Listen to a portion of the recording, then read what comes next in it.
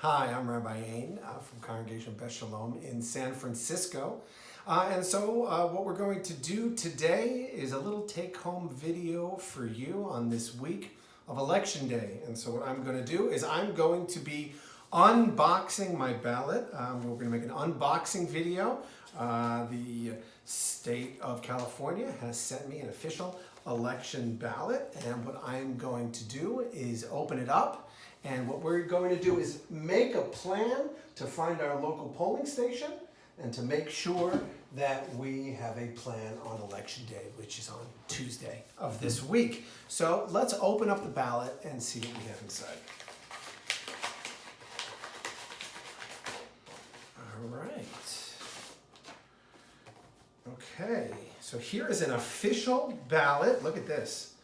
You usually only see these in the, I'm gonna hold it up. My director here is telling me to hold it up. Usually only see these actually in the voting booths themselves. And here is an official ballot from the city and county of San Francisco. And here it is, you can see.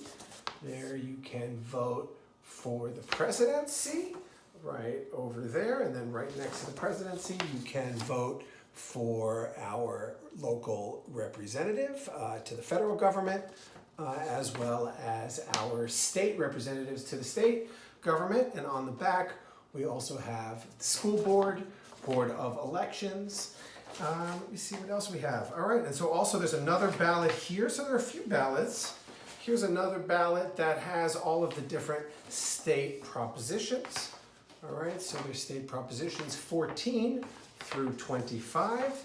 That is also included, as well as some other, wow, look at that. All right, so this ballot is a good hefty ballot here. And let's see, how to vote by mail. All right, first of all, it has this nice little sticker. So once I fill this out, I can put that sticker on. First of all, review the instructions printed on each ballot card. Use a dark blue or black pen to mark your selections, and do not write your name or personal information on the ballot. Okay, let's see, what do I do once I've finished this? Okay, return your ballot as early as possible.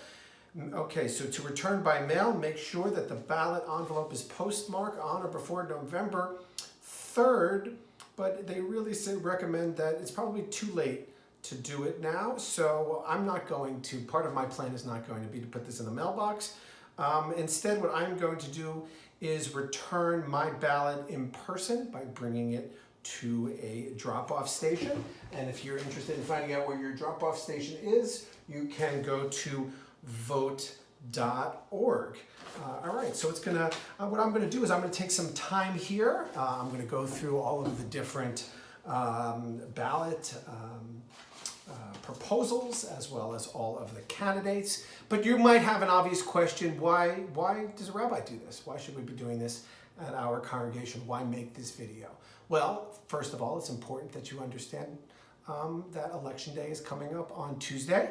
And if you're wondering what sort of religious value it has, well, this week's Torah portion tells the story, it's Vayera, and it is the Torah portion that we have on election week.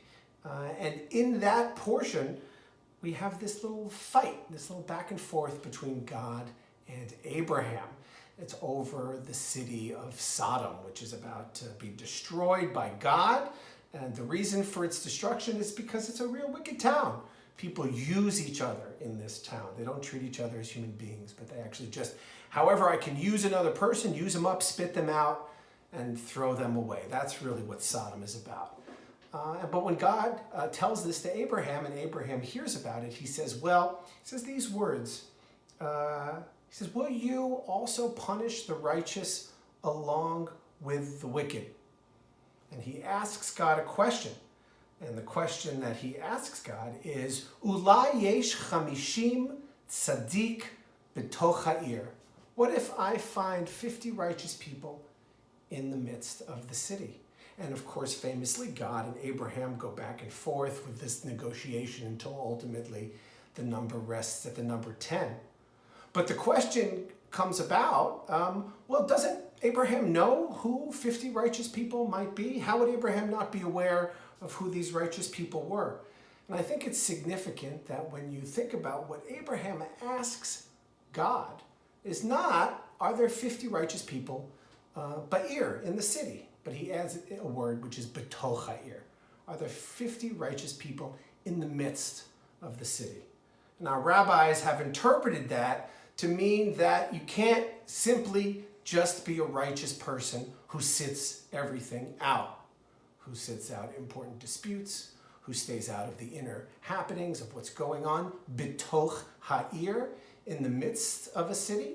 In fact, in order to keep a city around, we need our righteous people to involve themselves in what happens in the political world, in how we are treating each other, in how we are caring for our neighbors, and in the fact that we want to have as much justice as we can in our community, in our world.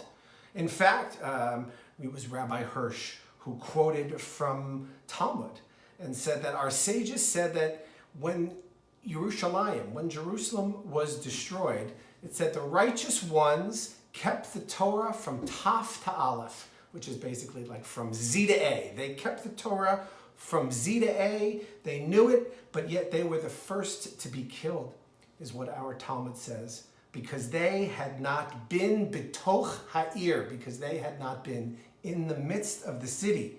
They had not protested and had not brought back people to the right path wherever was possible.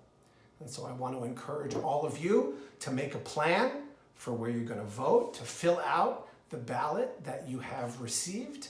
And if you're receiving this and you haven't yet made a plan, it's probably too late. In fact, it is too late to put it in the mailbox. So make sure that you find a local polling place or a place to drop off your ballot, and make sure that you are bitoch ha'ir with what is happening in our city and in our world this week. Thanks so much, and God bless.